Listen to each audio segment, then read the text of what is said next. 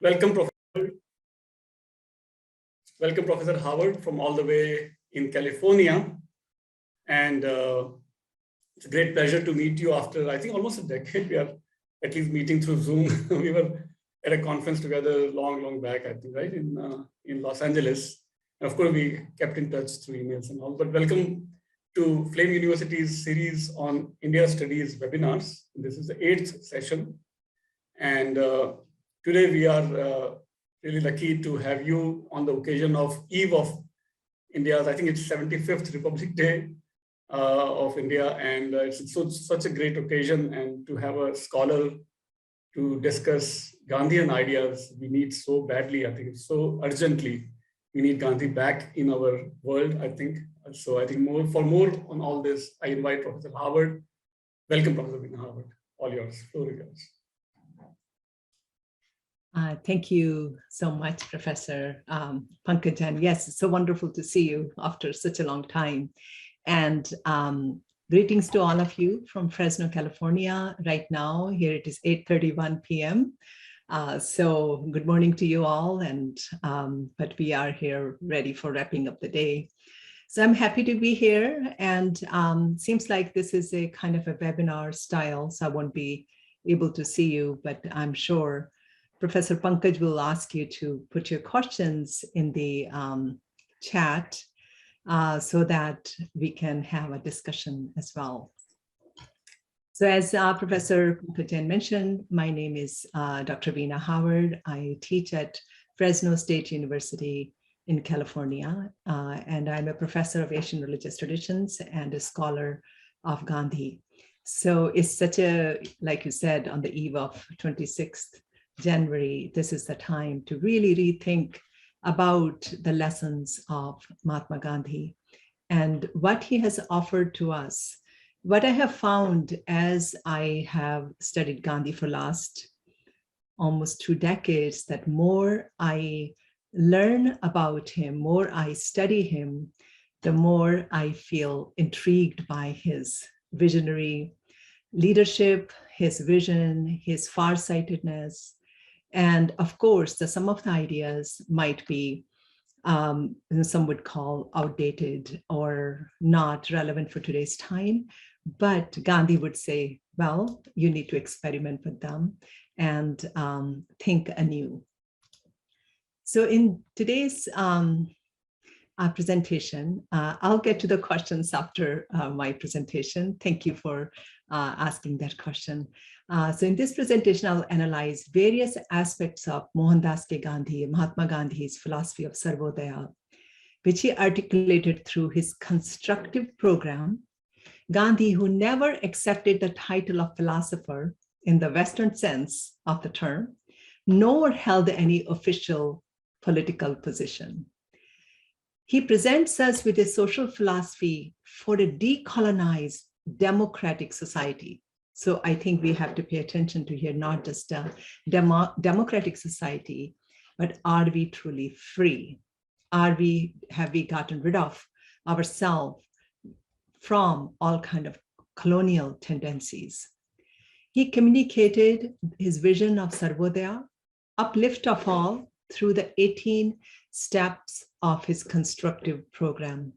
Sadly, what I see in the scholarship, a lot of scholars have talked about satyagraha, ahimsa, and other Swaraj, but they have not really gotten into his constructive program and Sarvodaya. Especially in today's world, right? With there's a pandemic is raging all over the world, and we have so many kinds of unrest. In this paper, I will analyze the historical evolution and various components of the constructive program, including religious unity, interreligious harmony, right? Removal of untouchability. Think about in what ways untouchability shows up, even in the Western worlds. It's not a Hindu problem, it's an Indian problem. It is a world problem. Economic equality, adult education. He was talking about adult education in 1940s and before. And also taking care of health and hygiene. All of these reveal that taxonomy and components of his program offer a path to decolonize all aspects of our life and build a just, equitable, and democratic society, ensuring complete freedom to all citizens, complete freedom and dignity of life. So what I'm going to do in this short presentation, I will share some slides with you. Bear with me. I have prepared this show for you. All right, I hope you all can see it.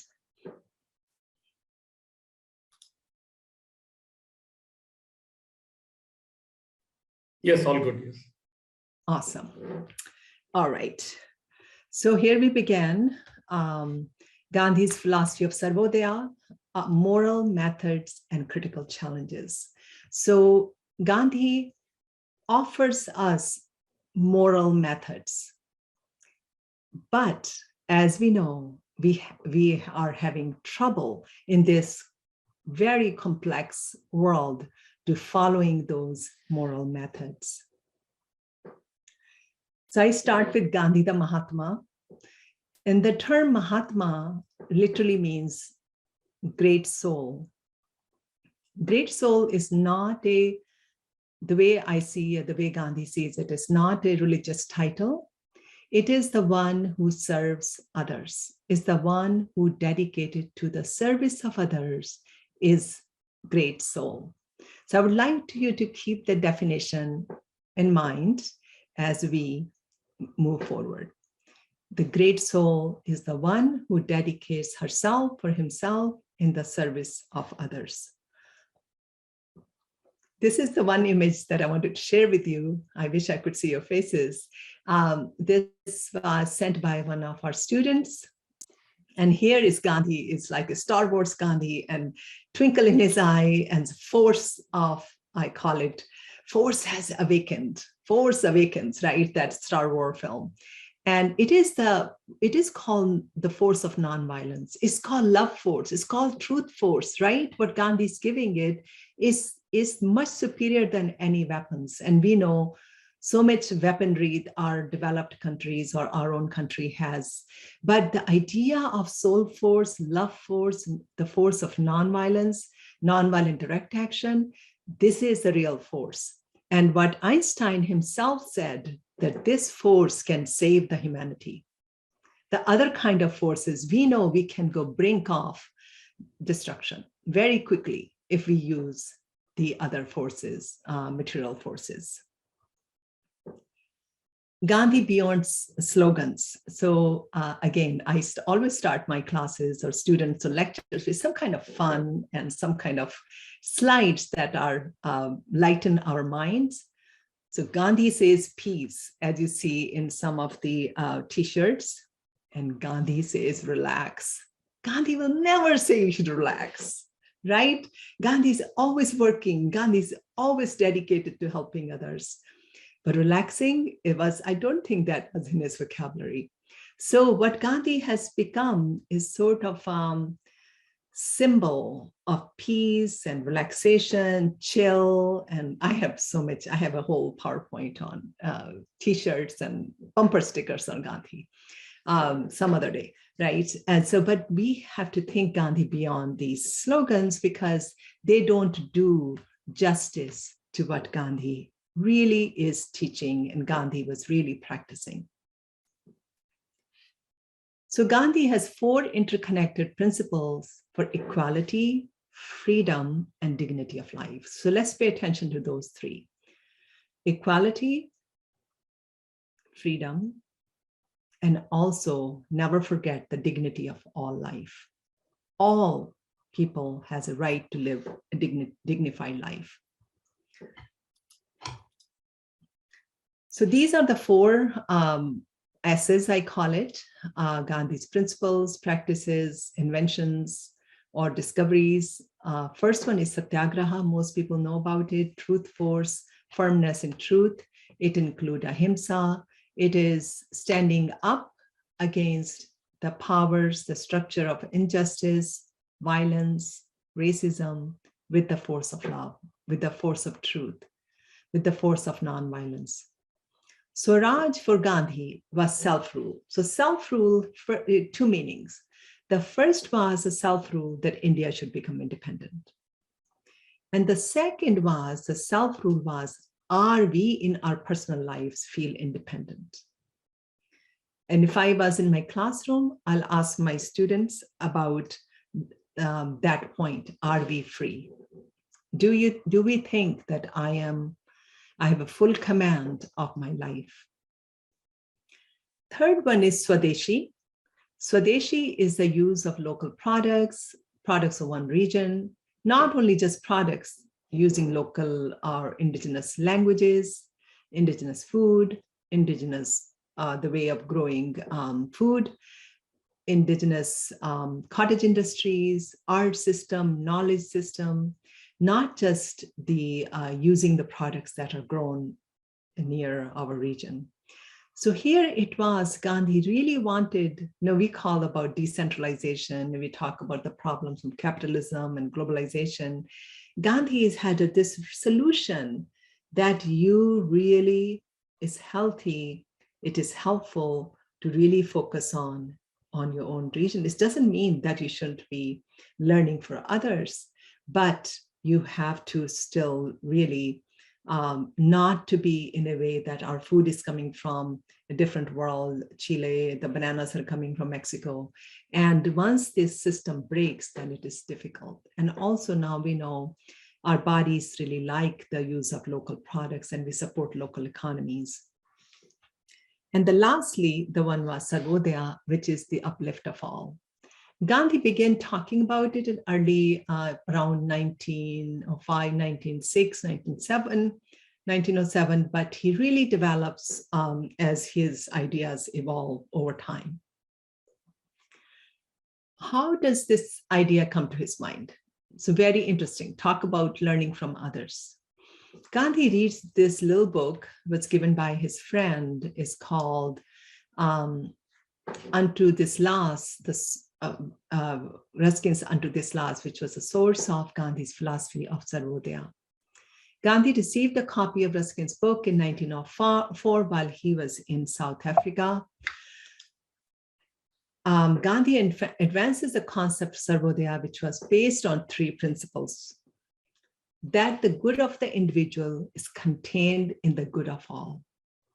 Let's pay attention to it. The good of the individual is contained in the good of all. So if everyone is happy, I am happy. And now you can hear that if everyone is doing good, we all are doing good, right? The second is very difficult for people to digest that a lawyer's work has the same value as the barber's in as much as all have the same right of earning their livelihood from their work. I would like all of you to think about this, Gandhi's idea, that a lawyer's work has the same value as the barber's work, and they all have the same right of earning their livelihood from their work. Is it even possible in today's world? So make a note of that. That a life of a labor, i.e. the life of the tiller of the soil and the handicraft man, is life worth living. So it is not that, oh, they're doing menial labor and what are you going to be? Are you going to be just a laborer, or are you going to be in advancing our career as our culture has set us up? And what he's saying that work is valuable. We cannot eat lawyer's work. We can only eat what's food tilled in the soil, right? We can't have, a professor can't feed you, doctor can't feed you, shopkeeper can sell goods, but somebody has to work in the soil.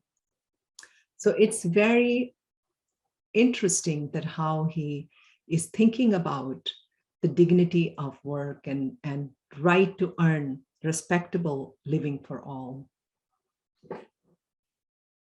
So what he does, he in his preface to Sarvodaya, he translates the book under this book under Sarvodaya and paraphrases it, but he looks for changing the paradigm. What he says, people in the West generally hold that it is a man's duty to promote the happiness, prosperity that is of the greatest number. Happiness is taken to mean material happiness, exclusively that is economic prosperity. If in the pursuit of this happiness, moral laws are violated, it does not matter much.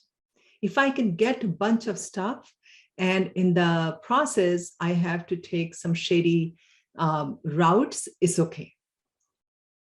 And then he says, again, as the object is the happiness of the greatest number, people in the West do not believe it to be wrong if it is secured at the cost of the minority, right?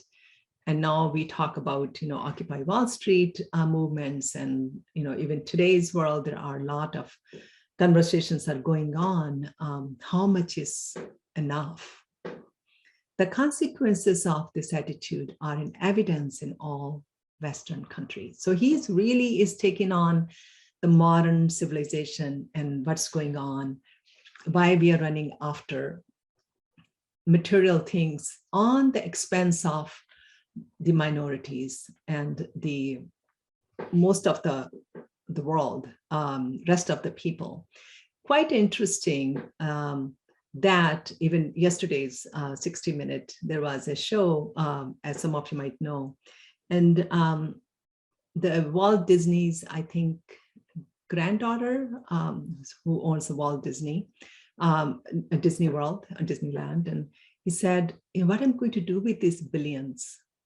Why are we making that much kind of money? Why can't we give it to others, or we can have other ways of, why can't we just put a cap on how much is enough?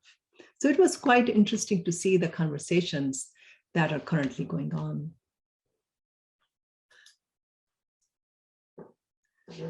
So Gandhi creates this, the idea of constructive program. And the first one is economic qualities connected to restoring human dignity. We all understand what that means, right? The upliftment of the entire person through societal transformation. The society has to be transformed as well. So Vinoba Bhave, some of you know that name. He was Gandhi's disciple, follower, very good student, associate. And he tries to use Sarvodaya in the land gift movement. I'll just give a snapshot of that for you. So at 1922, Gandhi begins really thinking about the constructive program, the vision of upliftment of all based in or on nonviolence. So here's some of the aspects of his constructive program. Think about the relevance for today's world. First one is communal harmony. Communal harmony is, so any questions? So I'll take it right after our presentation. Okay, hold on to your questions and comments, and we'll discuss that, okay? Communal harmony is the, again, interreligious harmony that we are, think about the modern day problems. How many are arising from the religious, and religious, just not trusting others, the people of different religions, and having kind of not very friendly feelings about them. Khadi, which is spinning, which people sometimes, oh, Khadi, what are we going to do? Khadi. Khadi really represented that physical labor and also use cottage industry. Not necessarily, he wanted people to do something and feel good about. And now if you buy a cotton clothes, they're so expensive because we say hand spun clothes, because it's very hard to do for people. Machine is much easier. Village industries, he wanted to really focus on village. And the prohibition, didn't believe in that people should stay away from any alcohol and other drug substances. Removal of untouchability, that was really high on his list. Village sanitation. As we all know now, even with COVID, and how important the sanitation is, not only the village, but all over our cities as well. Equality of women. He was talking about equality of women when the women, even the United States and the Western world, were fighting for their right to vote. Adult education, of course, all of these things are filled with complexities. All of these ideas are being questioned by some of his associates. Rabindranath Tagore took him on his Khadi idea. So, so what do you think? We should just spin? We should do something better with our time. So there are issues, but I would like you to think about this roadmap or these ideas and transfer them to think about in today's issues and how they can be resolved. Pride in national language, that was other important thing and we should not get rid of our languages. We should not just speak English, but we should speak our regional languages. Now, more and more linguists are doing studies that we think through our languages, the way our regional languages, that our knowledge, they represent knowledge systems. There are words in my language that will not be in your language, the way I can communicate. So national language is your identity, is your way of being, is your knowledge system. So we should, of course, we can learn English or other languages, but not get rid of our own national language or own regional language also. Health and hygiene, there were two very important things for Gandhi. So I'm just going to go over a few of them because we don't have, Professor Pankaj, how long I have to speak and then how much for questions? You can go on for 45 minutes and then maybe 15-20 minutes question answer. Okay, we can do 35, 40 minutes. Yeah. Then we can ask questions. Yes, sure. So removal of untouchability, as we all know that how it this was so important to Gandhi. What he says, if we believe in nonviolence and truth, we should make no discrimination between high and low and should have no false sense of superiority. We should regard the whole world as a family and live like members of one family. I think the way, again, I use the moral method. So he's not talking about policy making.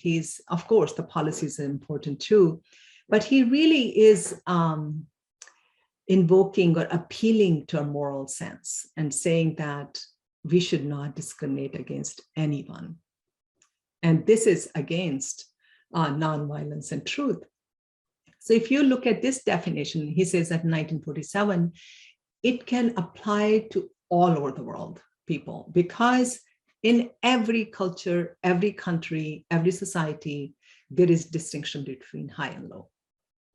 So I think what he's calling out here is to really eradicate this sense of hierarchy that we have on the basis of our work, the basis of our occupation, the basis of our gender. So this is what he's calling it, that whole world as a family, live like members of one family. Equal treatment of women. And again, this is all from toward the end of his life. He's really thinking about constructive program. He said, the Swaraj will not last the way I have imagined unless we do these, follow these elements. Man and woman will attain equality only when the birth of a girl is celebrated with as much joy as in the case of a boy. Very interesting. I also grew up in India. I also grew up I've seen so many places. Do we celebrate the girl in the same way as we do the boy? Every worker, therefore, should respect woman as his mother, sister, or daughter. The way we are dishonoring them shows the extent of meanness and bestiality. Think there is no redemption from this sin. So it's quite, he is really coming out with a lot of intensity to call on people for gender equality. And he worked in his life for gender equality, but now he becomes really, really strong in his words. Spinning Khadi toward the practice of simplicity and self-sufficiency. Then in 1947, again, he said, The faith is being strengthened every day that no one need buy an inch of cloth if everyone plies the charkha daily just for half an hour. So he thinks we don't need to do all this, industries that support them. We can have our own cloth. And now, not only that, this is the key to the preservation of Swaraj. If crores of people devoted half an hour to spinning, its result would amaze the whole world. So we won't be watching as much TV, we won't be wasting our time, we'll be spinning. There's no alternative to Khadi for bettering the lot of famishing millions. So he is really empowering people to do something rather than feeling idle, to do, put your bodies to work. And he saw that spinning as the way to go about. He says a number of industries have developed in the wake of Khadi, which provide livelihood to artisans like carpenters, blacksmiths, peasants, weavers, and so on. So he is not just thinking about personally spinning Khadi, he's looking at the bigger picture of cottage industries. And he's saying that we support one another. If you take one, then we take others. So we need to support other industries as well. Communal harmony, condition for societal flourishing. We know when religions fight, religious people have distrust, what happens? We all know that. So here he said there are innumerable communities like Hindus, Muslims, Parsis, Sikhs, and others in India. And unless all the communities are united, we shall continue to be weak and sickly. That is to say, we shall remain slaves, and even if we achieve independence, there will be no happiness in it. So this is again 1947. He is really calling out people to really see the humanity of one another rather than fighting on the name of religion. And he redefines religion for himself. Even though he calls himself Sanatani Hindu, he has this very broad idea of what a Hindu is. So now here I want to really talk about disease and collective responsibility because of the COVID-19. And this is not from his the Sarvodaya plan, but I just wanted to interweave that, but it is upliftment of all. So when 1905, when plague broke out in South Africa, Gandhi assumed leadership to fight the disease. In an article, Our Duty, he underscores how loss of some lives affects the entire community. So it's not like today, the news, 2,000 people died in the United States today because of coronavirus. He says, this is our loss. This is everyone's loss, not out there. And he underscores how loss of some lives affects the entire community. It is quite obvious that when plague breaks out amongst us, it is clearly leads to loss of life more than it means to blow to the whole community. So think about individuals versus the collective, that if I am alive, that's not enough. Everyone should have good life and be alive. Then Gandhi, what instructions he gives? One should keep one's house scrupulously clean, right? Sanitation, every house or room should be well lighted and well ventilated. One should sleep with the windows open. The clothes worn by day, as well those used during the night, should be kept clean. The food taken should be light and simple. Lavish dinners and feasts should be stopped. Right now, all the restaurants were shut down because, again, social distancing, so to speak.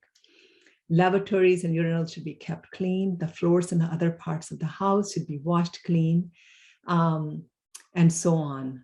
No article from an infected place should be put somewhere else. How meticulously Gandhi is trying to tell us. More than 2 persons should not sleep in a room of normal proportions. So again, social distancing.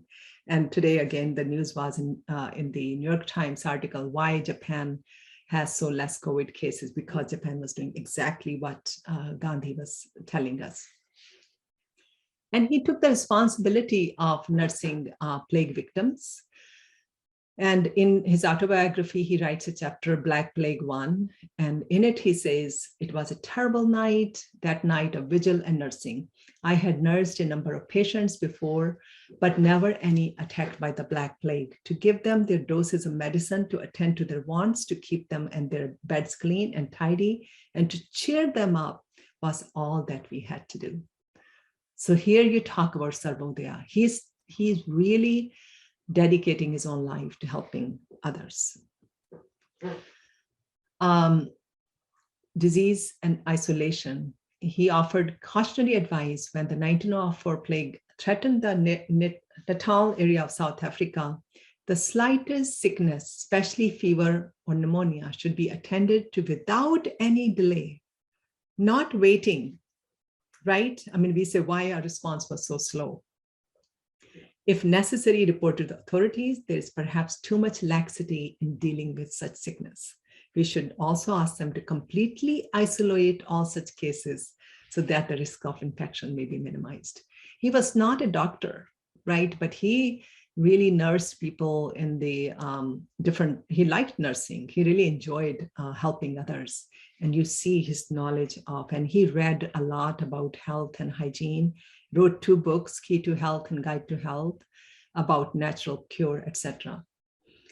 And the village sanitation, of course, or because the water was not clean, the sewer was not clean. He said, so long as enough attention is not paid towards sanitations of villages, the inhabitants will never have purity of heart, and their condition will be symbolized by the garbage dumps on finds in the village. So he was quite upset about the filth and the garbage in those places, and the municipalities were not helping.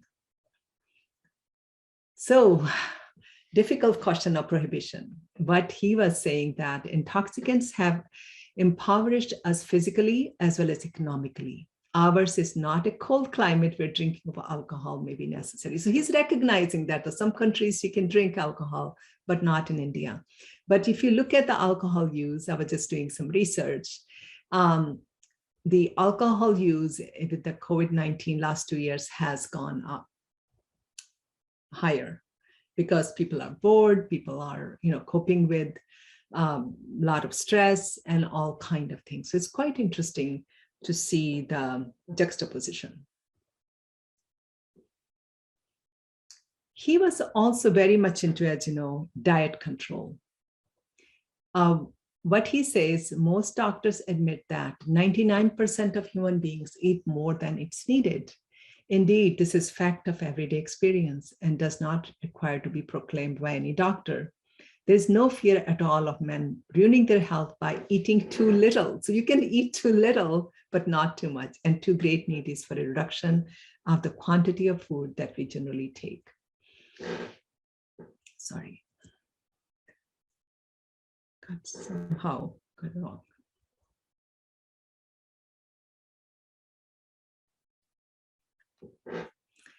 And again, this is data, I think it's all over the world. I was just doing America. Americans are reverting to eating more comfort food since start of pandemic. So it's quite interesting that a lot of people are, because of various mental stress and other things, are eating more.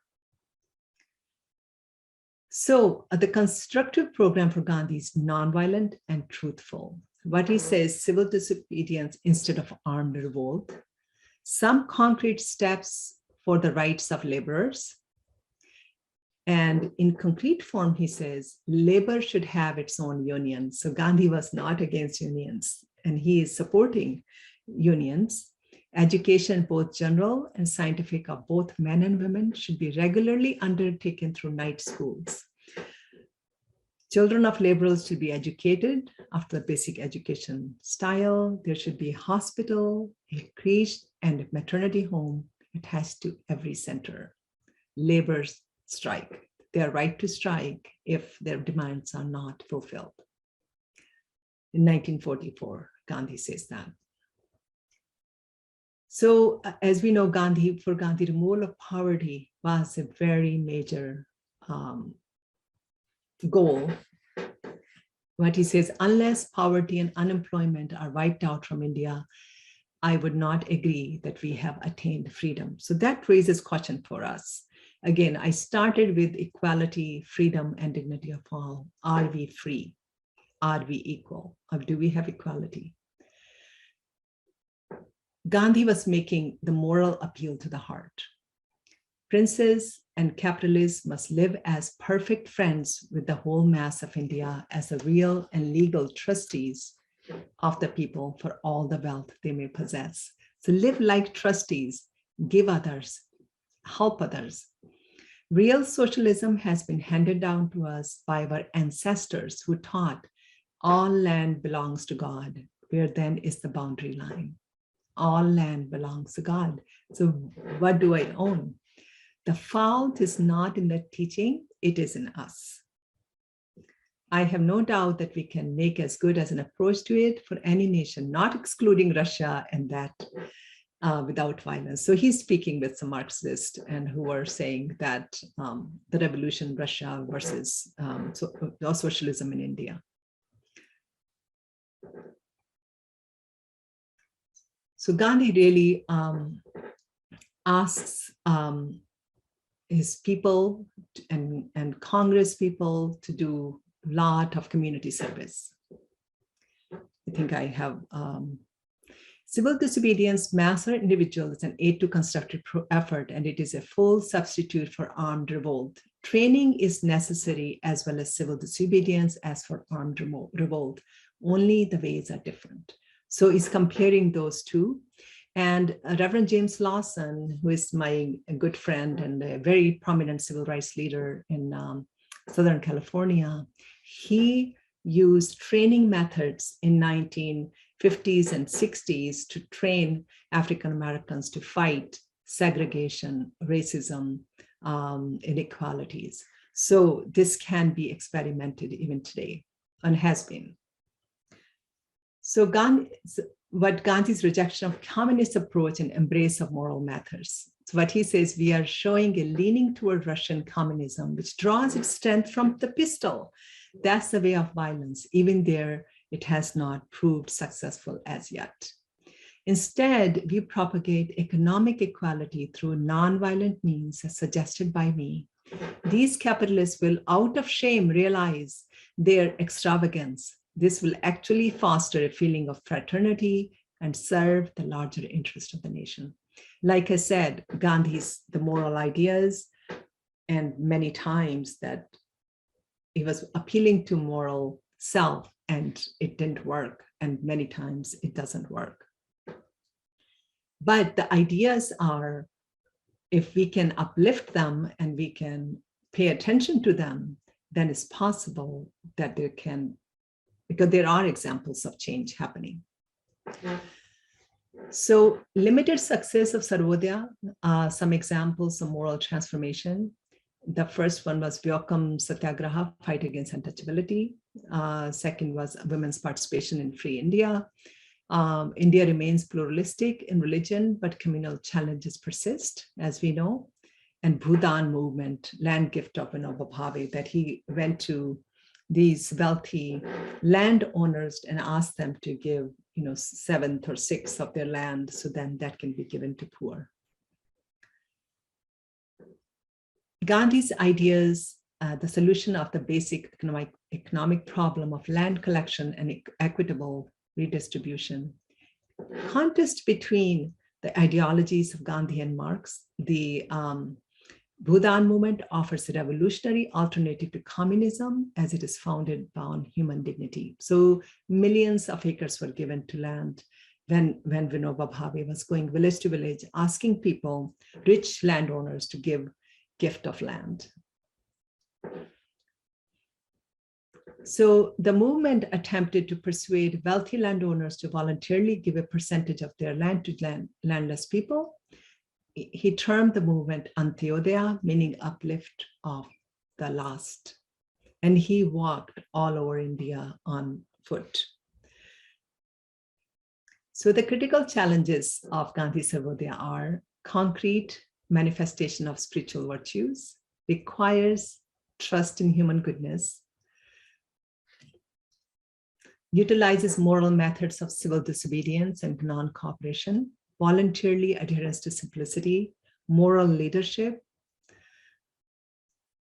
challenges in sustaining volunteer-based movement, issues in curbing greed of the corporations and individuals, challenges in controlling violence against women and minorities simply on the basis of moral ideologies, and finally, challenges in limiting the flow from villages to the cities. So these are on the left, that these are required, on the right, that these are the challenges. There are moral methods, requires volunteer simplicity, moral leadership, moral methods, trust in human goodness. But on the right side, these are the challenges often we encounter even after Gandhi. So, India is going through the clean India vision, but how I see Gandhi is simple, of dedication to uplift of all. Thank you. Thank you, Professor Howard. What a rich presentation, full of content and great design of the slides. I wish I could design such slides. My God, so much content, so much images and so on. And also, I need to correct one mistake. I forgot to read your bio before your talk. So I can correct my mistake now, if you permit. Professor Veena Howard is Professor of Asian Religious Traditions in the Department of Philosophy at California State University, Fresno. She also holds the Endowed Chair in Jain and Hindu Dharma. Her publications include the books, the Bloomsbury Research Handbook of Indian Philosophy and Gender, 2019, Dharma, Hindu, Jain, Buddhist, and Sikh Traditions of India, 2017, Gandhi's Ascetic Activism, SUNY Press, 2013, so many great books. She has also authored numerous peer-reviewed articles, including Oxford Bibliography article on Gandhi, 2019, Divine Light and Melodies Lead the Way, Sant Tradition of Bihar, 2019, The Modern Monastic Sant Movement of Bihar, 2017, Lessons from Mahabharat, 2016, Rethinking Gandhi, Celibacy, 2013 in JAAR. That's awesome. She's also translated 3 books from the modern Sant tradition from Hindi into English. She has served on the board of trustees of the Parliament of the World's Religions. So that I should have done before your talk, but at least I could do now. I'd love to invite your questions. There are already a couple of questions. One is by Professor Adi Natraju from Assam University, Silchar. And the question is, Professor, looking at global trusteeship formula of Gandhi, he's in favor of considering entire wealth as belonging to the society. Would Gandhi have suggested a cap on the income? Your thoughts, please. This is an excellent question. And I was mentioning to you that I watched 60 Minutes yesterday, and the Walt Disney, who is one of the richest, was one of the richest persons in the world. And his own granddaughter is saying there should be a cap on how much one can make. The billionaires have grown last 2 years when the world was suffering due to the pandemic. The billionaires added $5 trillion wealth. $5 trillion. This is yesterday's data, not long ago. So even the people are saying, how much is enough? Okay, you can have a nice yachts, you can have planes, but even that will buy you less than $1 billion.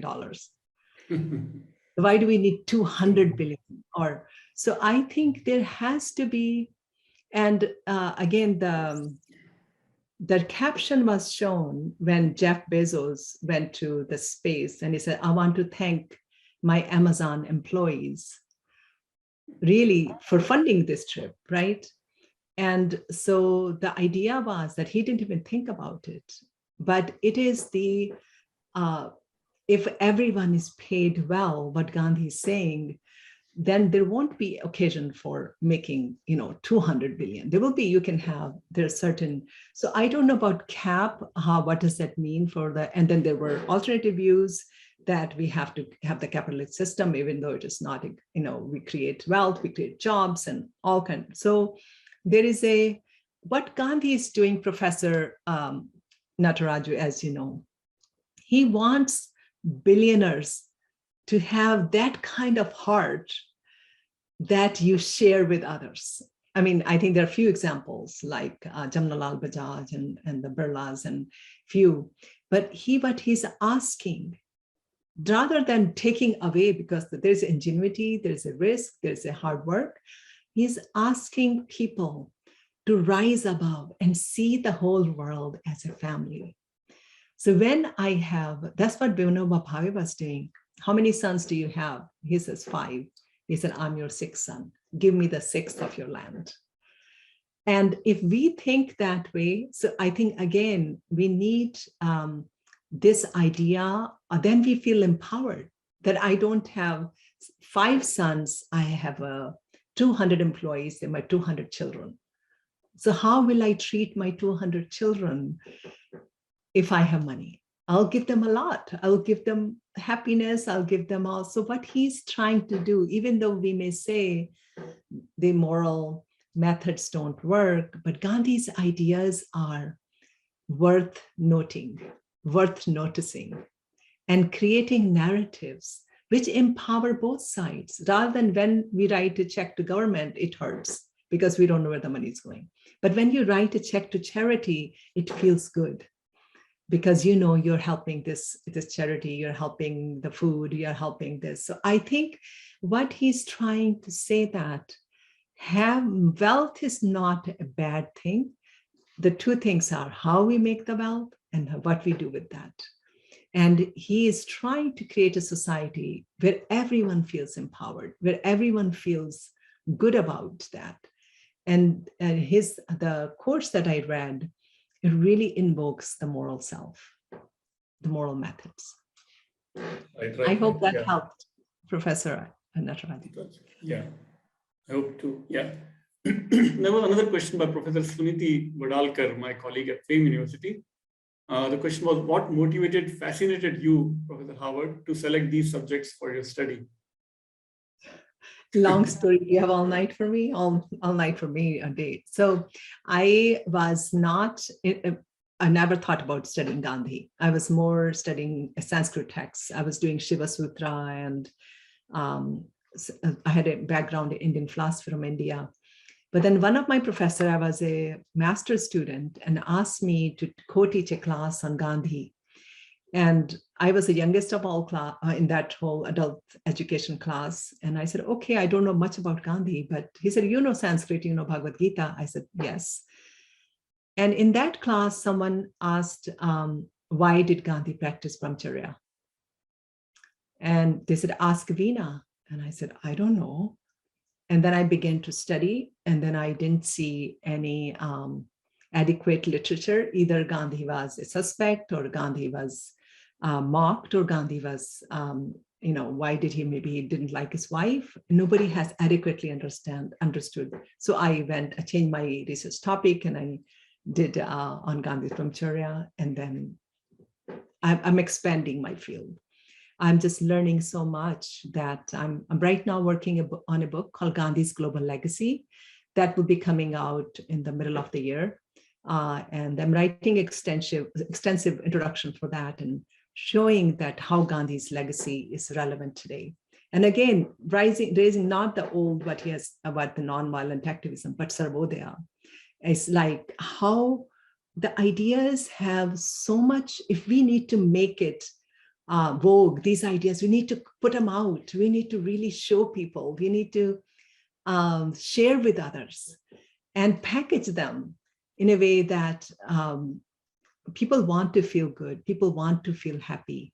People feel good when they give. The studies show that when we give gifts, we feel good.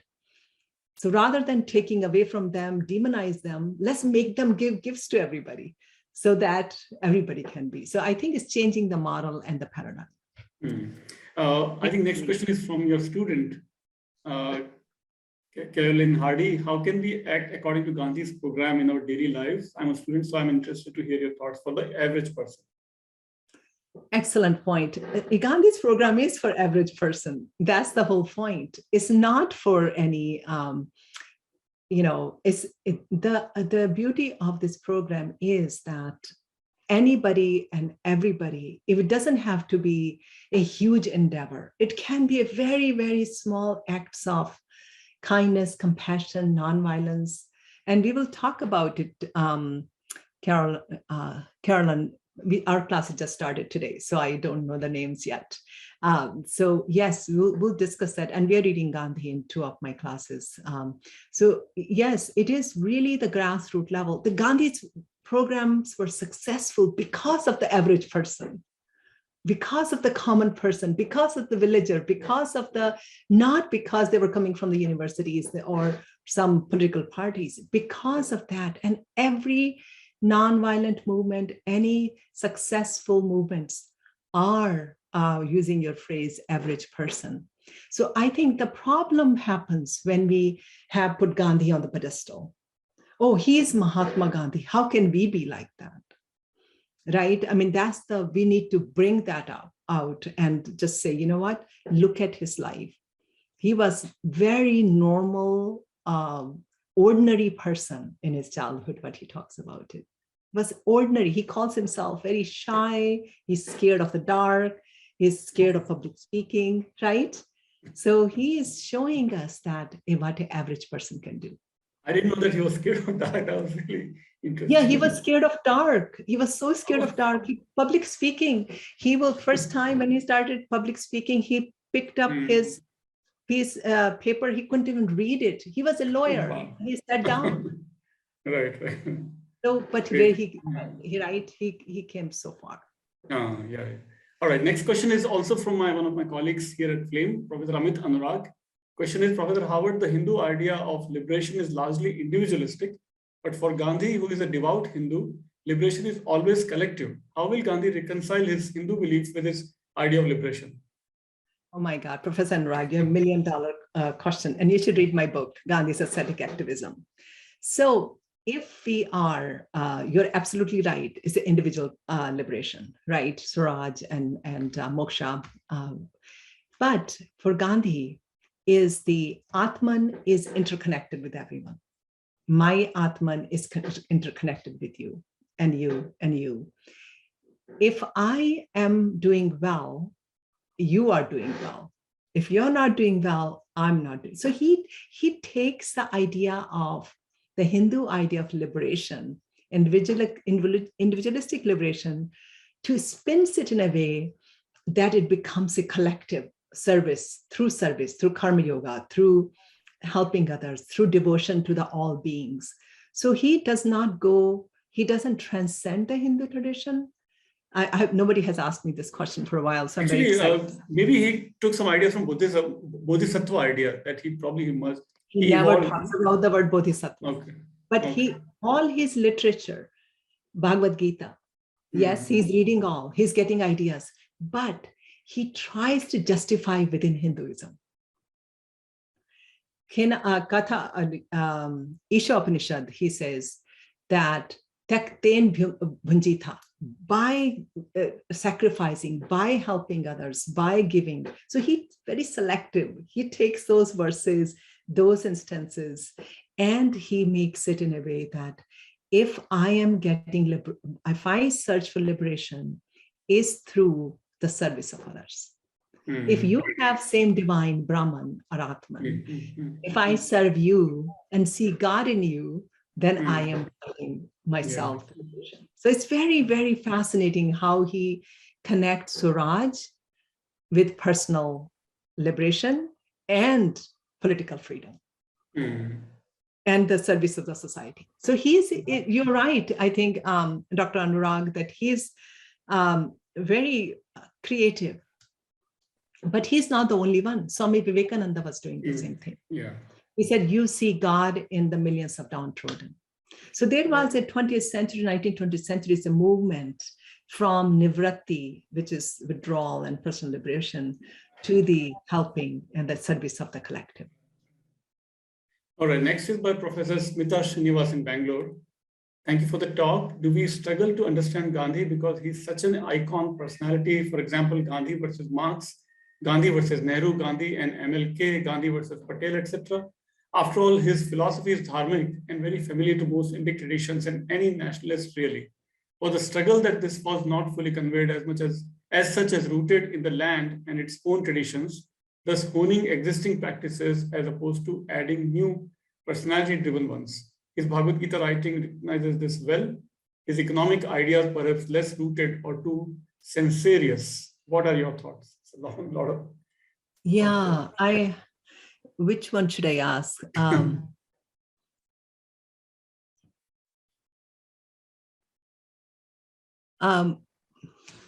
Dr. Srinivas, can you just give me one line out of all this very interesting writing? We can stay back and talk if you like. What do you want me to address out of this very complex question? So his Bhagavad Gita writing addresses this, addresses what? I think his economic ideas are not, okay, let's see what she says. The dharmic roots of Gandhian thought doesn't translate well to his economic work. Okay, thank you. So why do you think it does not translate into economic work, dharmic roots of it? Dharma is the sacred duties. Dharma is the right obligation. Dharma is to service of others. Dharma is, so you're talking about the four dharmas, dharma, artha, kama, moksha, or dharma as the broader principle of serving others, the dharma. To me, when I study dharma traditions, dharma means that which sustains, that which upholds. So my point will be any economic system that is sustainable is dharma. Any economic system that is non-exploiting is dharma. Any system where it takes care of all people equally is dharma. So that's how I will define. So I think it is very rooted in the dharmic tradition, according to me, but I think we can even, maybe I didn't understand your question. Professor Shashi Motilal actually has a comment. She's from Delhi University, probably you also know her. In my opinion, she's saying, in my opinion, we find it hard to accept Gandhian thoughts because we tend to rationalize more and have less reliance on faith and trust. Yeah. And I think there is kind of trust, what I said, just showed in my slide, that the human trust in human goodness, trust in, and I think there is a kind of, you're absolutely right, there has to be some kind of, and you're right, I mean, I know what you're trying to say, that it is very difficult for us human to be what he's trying us to be, trying us to act, because we suddenly see the differences of categories of religion and people, and oh, he's going to cheat me, or he's going to do this to me, and now he's going to take more from me. And we are, can we be Gandhi-like, rooted in Dharma? So yes, I can understand. So that is the problem. I mean, I agree, that's the problem, but not the problem that, according to Gandhi, we can all solve that problem by adhering to the more trusting, more kind, more compassionate, more caring environment. So I was today in my class, I did a little exercise. I said, what two values do you hold valuable in your life? Just to students. And most of them said honesty, integrity, honor, respect. I mean, here we are in the United States. I said, it's not the virtues that are only for any one culture. We all want to be that. So I think you're right that we need to make this leap to the moral compass instead of distrust and what you call the word rationalization or suspicion. Next is, I think, by two actually from your students, Howard, by Maria Cushing. Thanks, Dr. Howard. Can you share how or if Gandhi was influenced by colonization or colonization impacted his own horizon? Mariah, thank you for being here.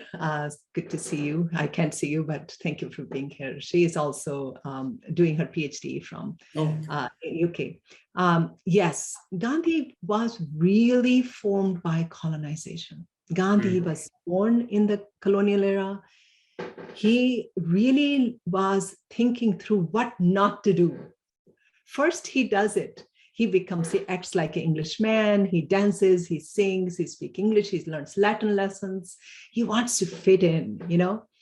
Then he learns the inadequacies of the European material culture. That's a great question. Colonization, that's why I use the word decolonization in my presentation. We are in a democratic society, but we are not decolonized. We are colonized. Our minds are still with the colonized systems. We don't have our own indigenous value systems. I'm doing whatever our university system will do, our agriculture system will do, or this. Am I free to do things? Am I able to use my, can I have a cow in my yard? Can I have a goat in my yard? Can I have, can grow my own? It's just so much regulated, right? So you're absolutely right that his horizon is shaped by colonization and colonial ideologies and frameworks, and he decides to reject them. He decides not only to reject them, go after them. So what he does, he gets rid of his pantsuit and collar. He wears Indian peasant's clothes. He sleeps on very simple, he calls it ashrams, his communes. He uses nonviolent methods instead of weaponry. He rejects all kinds of Western ways of education. So he goes after it. So that was a very good question. You should write it down, and we should talk more later about that as well. Very nice. Wonderful. Great question and great answer, of course. Also next by our student, I think Elise, as viewed across many cultures and societies, we are faced with many instances of both social and political activism. Historically, we have seen that civil disobedience and nonviolent protests have been met with devastating force, specifically in America. What, in your opinion, would Gandhi's advice be to those that are affected by this forceful response of those in power, considering his dedication to uplifting all? It's a long question, but excellent question, Elise. Appreciate that. Elise, that's a very nice question, and I think about as well. So first, I want to answer it that historically, all movements have, civil disobedience, nonviolent movements have met with devastating force throughout the history. You're in my class, you are going to be watching some documentaries. Let it be civil rights movement of the 50s, 60s of African-American fighting for, let it be the Mexican farmers movement in America, let it be Indian British movement, the Gandhi's movement. Every movement was met with violent force.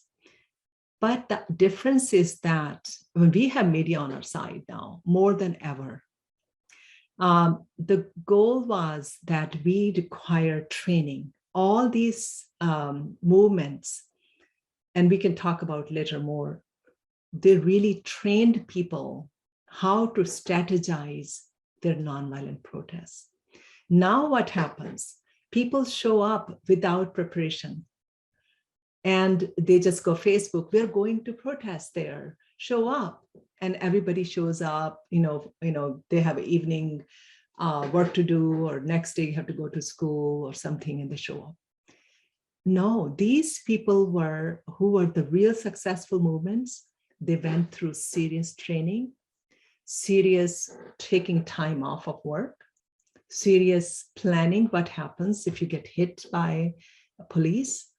So what is missing is not the response has changed, is the strategic training and planning is lacking. We think the nonviolent protests show up. No, and I will share with you a video documentary called A Force More Powerful. In it, Reverend James Lawson, who is a civil rights leader, how he trained people for months before they went for protesting.